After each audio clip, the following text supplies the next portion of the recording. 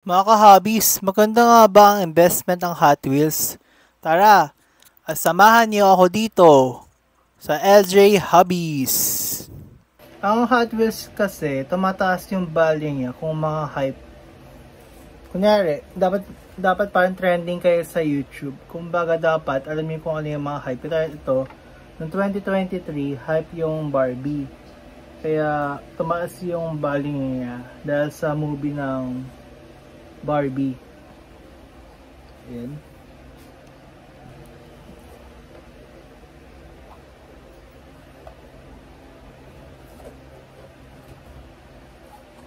Yung mabibili yung 129 na sale retail price dun sa mga Toy Kingdom, ganun. O kaya 140 sa 7-Eleven. Pwede na siya ibenta ng mga 300 to 50. Depende kung saan niya ibebenta, sa carousel ba o sa Facebook Marketplace. Dahil nga, tumataas ang value ng mga Hot Wheels, ganun.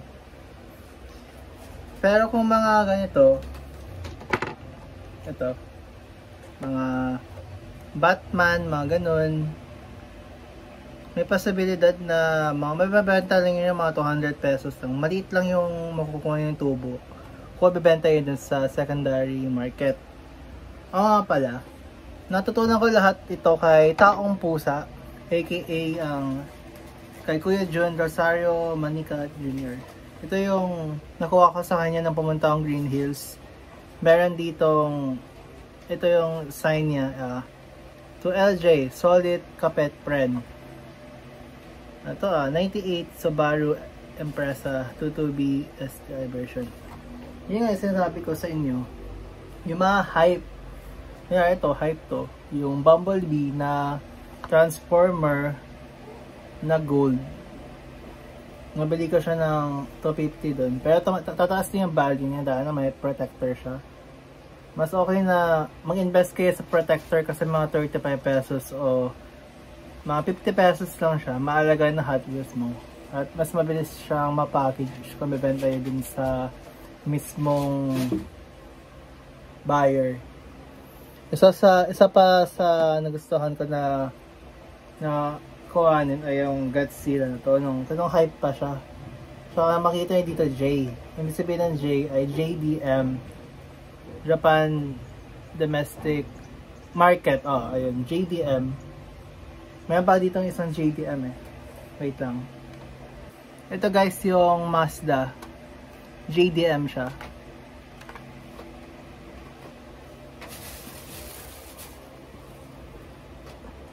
Nissan Maxima Drift Car, also JDM.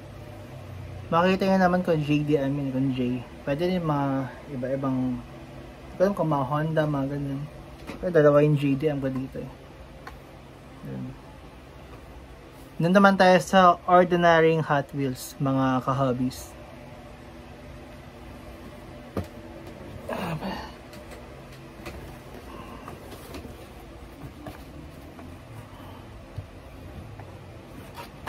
Batman. Yung Batman na to, mabenta yung mga 170, mga ganito. So, 170 din. Ito pwede to mga 200 plus. Depende kung saan yung mabibenta. Isa sa mga ordinary Hot Wheels, yung ito, mga kunin ka lang. Ito yung mga ganito. 84 Punch of Firebird. Ganito. Hindi siya parang, hindi siya yung, ano yun, mga ka-hobbies, fantasy cars, pero pwede niya siya ibenta na mas mataas na mga 20 pesos, 30 pesos, ganun. Ito, Batman na naman.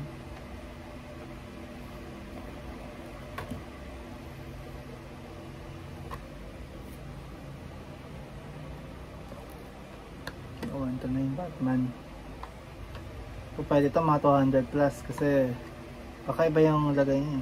Parang kiyatan niya ata ito, ano?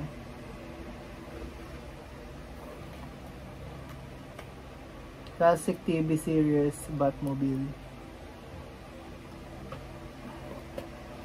Nomad. Ordinary car ganyan, mga ka-hobbies. Ito pa, ito pa.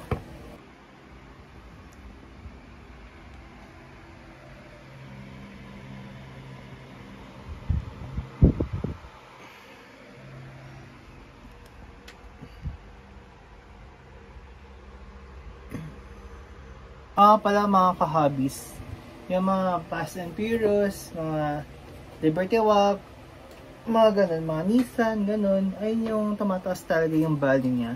Dahil nga sikat yung Fast and Furious. Tsaka dati na sa affiliated sa Hot Wheels. Tsaka dahil yung sa pakamatay ni sumalit na si Paul Walker, ganun, mas tumaas yung value ng Hot Wheels. Kaya ayun. Kaya ano nga ba? Maganda nga ba investment yung Hot Wheels?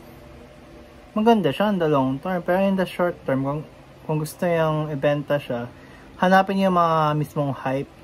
Join kayo na Facebook page para mabenta yung agad kung ganun.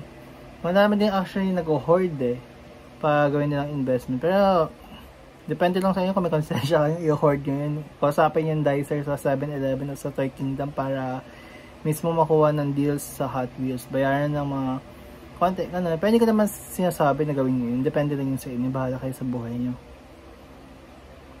Gusto ko lang talaga yung Hot Wheels kasi it makes me happy fighting ganun. Thank you guys. LJ Hobbies out.